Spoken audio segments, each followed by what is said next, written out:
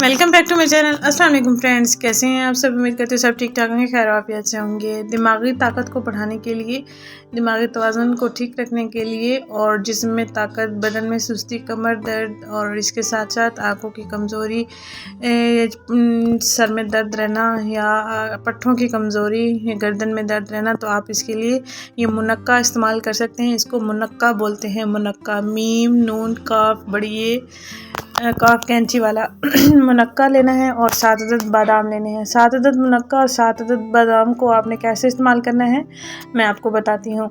ये आपकी दिमागी अमराज को ठीक करता है और इसके साथ साथ आपके जिस्म का दर्द, बदन दर्द, गर्दन में दर्द, सर दर्द को भी ये ठीक रखता है। और इसको आपने करना इस्तेमाल इस तरह है। 1 कप पानी लेना है। 1 कप पानी में आपने इन चीज़ों को भिगो कर रख देना है। रात भर के लिए आपने इसको रख देना है और सुबह उठकर आपने ये पानी भी पी लेना है और इसको बादाम का छिलका उतार कर बादाम भी खा लेने हैं और ये मुनक्के भी खा लेने हैं।